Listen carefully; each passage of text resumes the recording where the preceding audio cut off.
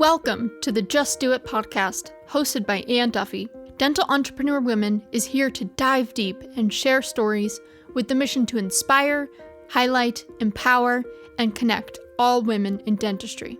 Hi, everybody. It's Anne Duffy. I'm so glad you're here, and welcome to the Just Do It podcast. I have a very special guest, a new friend I met back in March. I think it was March in Tucson, Arizona. Yeah, at Vanessa Emerson's Dental Speaking Institute. And let me tell you a little bit about her before we get started. As a distinguished leader in the field of image consulting and a career spanning over 3 decades in the dental and image industries, Kelly combines her extensive experience with a passion for empowering individuals and organizations to present their best selves. Kelly lives in Michigan with her husband, Patrick, of 36 years, and their basset hound, Dempsey. Hey, that's pretty cool. Welcome and hello, Kelly. Thank you, and I appreciate it. Love knowing I was going to have this time together and be able to share. Oh, I'm so glad you're here because when we met, it was like a light bulb epiphany went on because you're an image consultant and you're a dental hygienist. And so we have the hygiene in common, not so much the image consulting in common, but I do love fashion and I love style and I love fabrics and I love all that good stuff. So you had me at hello. And well, you have a great style. Yeah. Well, thank you. But being in the industry, I've recognized that style is extremely important. Gosh, it's funny. We get in hygiene, Kelly, and I never thought there was another way out. All my side gigs were in hygiene or in dental, right? But you went from hygiene to image consulting. So I know there's some listeners out there that are like maybe interested in getting a side gig completely out of the realm of dentistry, even though you've brought that back in. But how'd you do that? Why and how did you do that? And when did you make that switch? Great, thanks. And yeah, I feel really fortunate. I like 2 fields that I have a passion for in the industry and have had both, and they've come together here collectively. It's been really a wonderful thing. You know, I always love fashion and style as well. When the Color Me Beautiful days were out, I was actually in like late high school, college. One of my boyfriends through college, his mom bought me the Color Me Beautiful book by Carol Jackson, which I've met Carol Jackson, the author, at one of the image organizations conferences that I attended years ago. But that's when I was first really introduced quietly, I guess, into the image industry as a whole, was through color analysis. Always liked that stuff, played around, but then went on and did a degree in hygiene and was practicing as a hygienist and had practiced for probably 8 years at that time. I graduated in 85. It was 8 years. It was 91. I had my colors done actually by somebody professionally. So I'm going to date myself here. I've been around the block a time or two. But 91, I had my colors done. I was working hygiene full time at the time. And I started on the side this hobby color analysis and makeup business. Oh, yeah. And so that's where I started. And long story short, the director of the original program I trained with, The Crowning Touch, was an image consultant. Her associate was an image consultant with the program.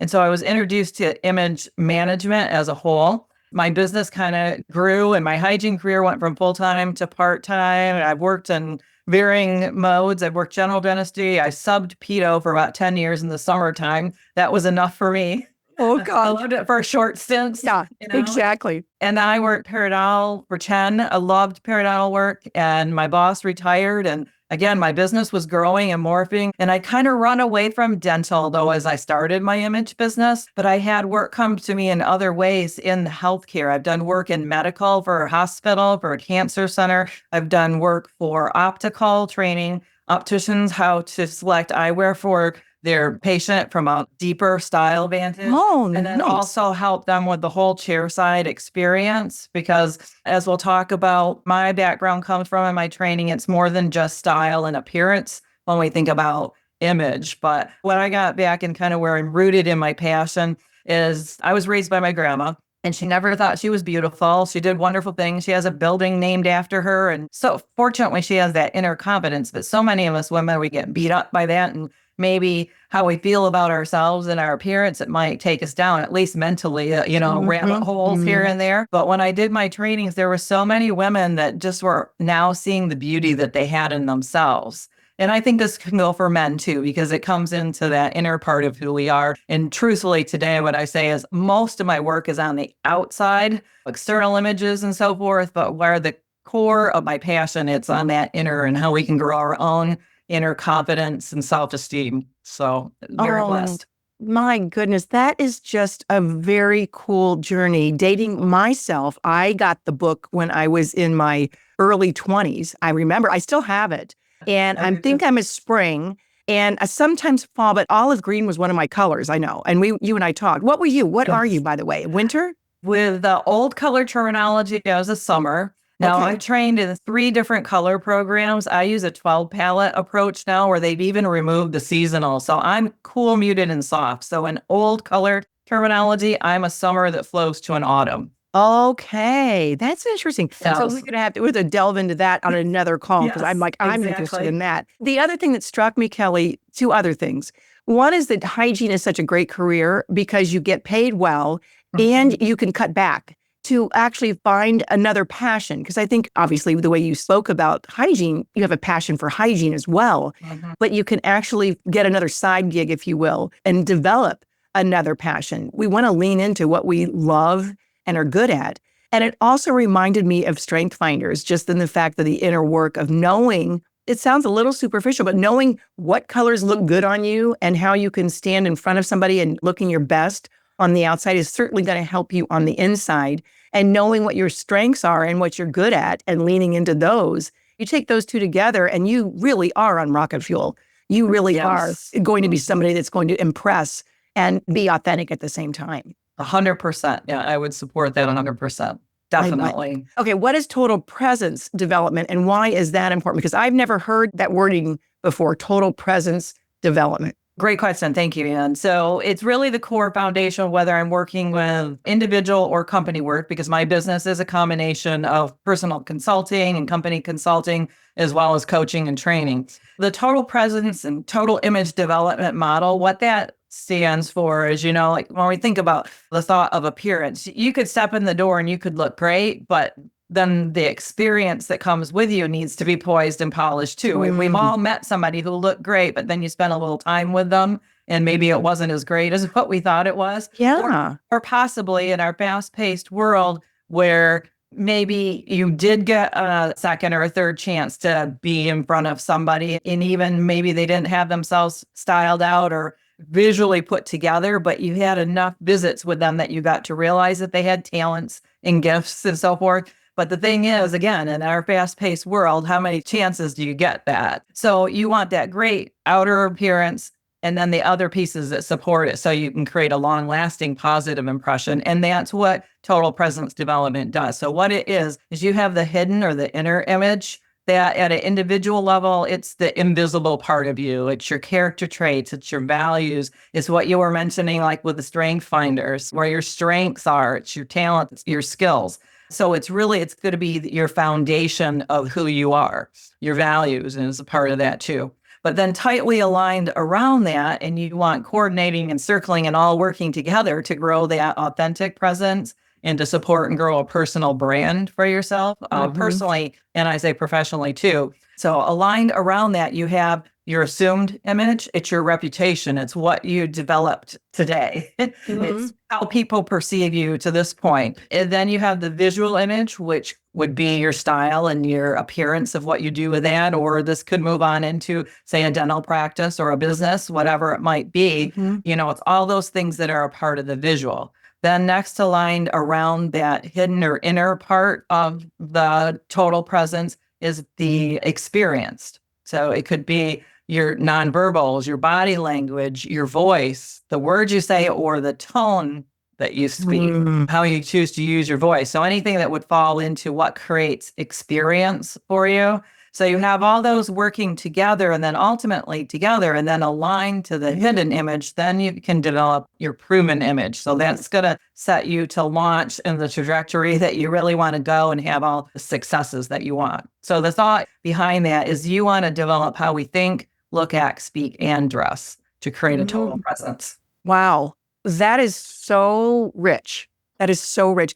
And I can see where they would need someone like you to, first of all, see that in them, right? You saw something in your grandma that you could see that she was beautiful, but she couldn't see it in herself. So to be able to pull that out with expertise, and it's a mindset, it's almost like you're helping them groom their best self It's not like you're trying to change anybody. You're just trying to bring out the best in them and then believe that's good enough is great.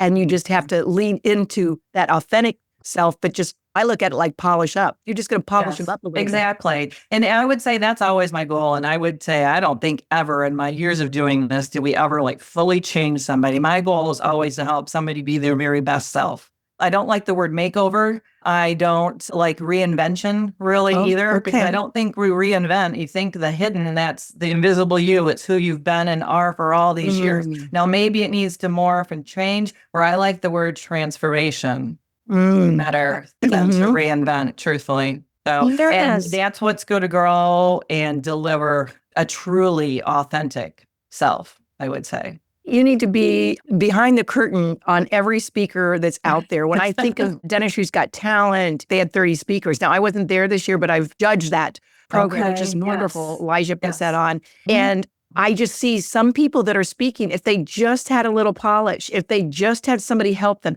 they would go from like a 8 to a 9, 9.5. And our ultimate goal is obviously 10. And that takes a little experience and a little practice, but just super neat. And I love that. Also, you bring that to the practice. And why should you consider your personal practice first impression touch points? Because it's great for us when we're talking speakers, consultants. We want to command authority and leadership, right? Every practice, and that's all you hear now, Kelly, is what's your brand? What's your brand? And they forget some of the little touch points. So tell us a little bit about that and how that works with going into a practice. Okay, great. Thanks, Anne. We've all heard about first impressions for many years, right? So I teach and say is you want great first impressions, but truly what you want is a positive, long-lasting impression. Yeah. That's going to support you for what you want to get done. And there's been several statistics out there through the years about first impressions and how long they take. Recently, there's a Princeton study that's been out for a little while. They're saying milliseconds. A few seconds and your first impression has been done. So truthfully, and if I'm on stage or here in front of this audience here, and while you were introducing me and my picture was there, our audience decided if I had something to offer or not before I ever opened my mouth. And with speaking, they're going to hear your tone of your voice first before really the content of what you have to say. So that's why presence is so important. But yeah, so first impressions are important when we think about the practice. Several years ago, I was a part of our local Chamber of Commerce on the ambassador committee. So we were like liaisons to help new members get involved and a part of things. So when the introvert in me was learning to get out and speak to people and not be afraid and be in front of groups and so forth, for the ambassadors, they had me speak for a little bit and we talked about this and I incorporated it into my work is where you want to do really a first impression audit. So again, we want to craft a long-lasting impression. Think about your touch point. For example, with this ambassador group, again, they're the liaison to the chamber. They're a business owner themselves. They would reach out by phone and or email or maybe both. So then you've got 2 touch points of first impressions.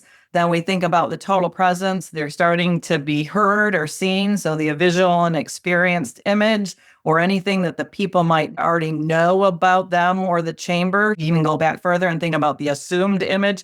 All of this in the background is going on. Then they meet in person versus electronically. So that's another touch point of first impression. Then they maybe meet at an event. So thinking of that process, what I'd say is think about when you're doing what you do. If it's in the practice and it's a new patient, where are your first impression touch points? It would be possibly social media. It would be driving by the office. It would be coming up to the door and coming into the waiting area. It would be stepping up to the registration desk. We go on and on and on. I mean, there's many steps. It could be the handoff between an assistant and a hygienist with a patient if they're between services, or the handoff from hygiene up to the front desk to the treatment coordinator to the registration and out the door. So think about all those touch points and what you're doing with your total presence to craft a great impression and build continuity and then support the brand.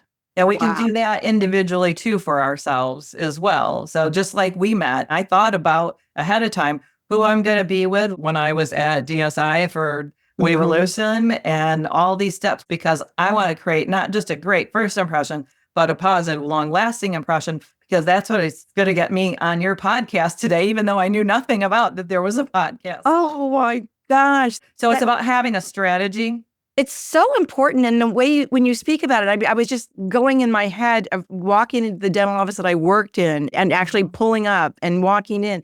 I really feel this is almost an easy button, if you will, to bring out an authentic self, an authentic brand, and make it just shine a little bit so that it's more inviting. And we don't often see what we've been living in. You need an expert to come in and say, how about this? Maybe just even a plant here. Or, that's why I like the strengths. Maybe your front desk person isn't the one to be the greeter. And then again, the way they show up is just so important. I was saying this on the Do Connect the other day when we had the coffee. I went to the doctor's appointment and I was kind of appalled at just the junk all around and the uniforms that they were wearing and the lack of personal grooming. It made me think all they need to do is tweak it a little bit. It's almost like a 1 degree shift, not a big deal. Yeah. And everybody in that office would enjoy their surroundings, enjoy their day, feel a little bit more heard. And I think it's been put under the carpet. Business casual kind of came in to make things simpler. And I don't think it truthfully made things simpler. I mean, fortunately, in dental land, many are in uniforms, but it allowed us as a society to get pretty sloppy. Instead of business casual, it's become business sloppy. Yeah, exactly. Yes.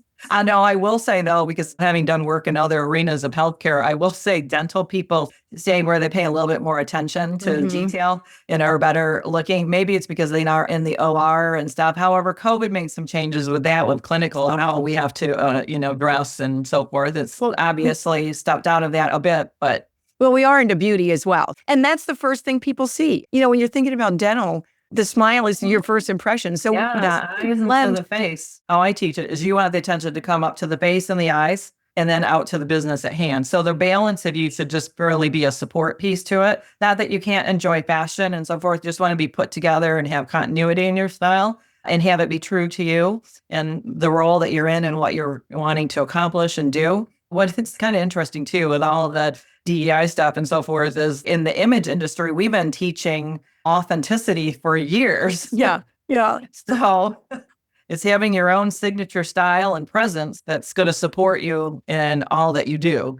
And I will say too, from a personal standpoint, I practice what I preach. So I've just used all my own principles here for years, and it's allowed me to, as a dental hygienist, build a business, walk into corporation. Like I did work for Kellogg Company just a month ago. And it's allowed me to work and step into HR director offices and presidents of big companies to small ones, which I would have never, ever seen myself doing or even doing this right now. And here you are training others, training all of us to have that big boost of confidence. And I think you're bringing it back in vogue and pun intended. I love it, Kelly. I love you. Thank you. Have you written an article for Dental Entrepreneur Woman? I have a conversation right now. I think I'm slated for next summer's issue. Okay, good. Because I would love to have a few touch points in that article that we can all take. And then again, I do believe we need someone like you to help us get from that 7.5 to a 10.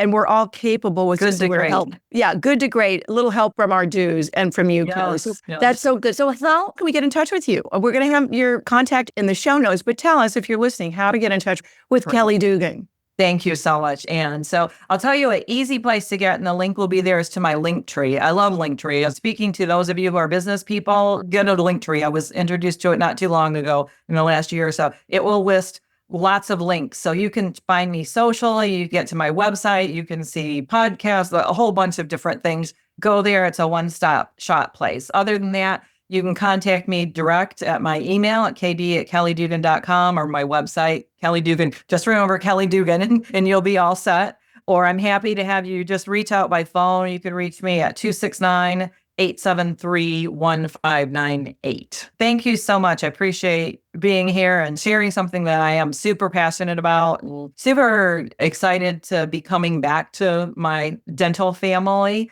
not leaving the other industries fully, but this is where I look at when I'm thinking about not finishing my career, but as we move on to the end here of work life, it's fun to come back to dental. Yeah, well, it's nice to continue to contribute to our profession, isn't it, Kelly? Yes. I mean, and we need you, dear. We do need you. Oh, my gosh. Oh, you're welcome. I loved having you. I'm going to go get my color book out and see. I'm going to go look at it when we get off here.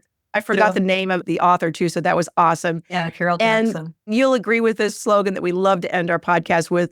If you're listening to us today, Kelly and I say, keep doing you. I love it. Keep All doing right. you. All right, everybody, take care. Have a great day, and we'll see you next time. Thanks, Thank you. everybody. Thanks, Kelly. Thank you for listening to the Just Do It podcast, hosted by Anne Duffy. To learn more about dental entrepreneur women, to share your story, or to join the movement, please visit our website, do.life. That is DEW.life. Subscribe to the show on Apple Podcasts or your favorite podcasting app to make sure you don't miss an episode. And in the meantime, keep doing you.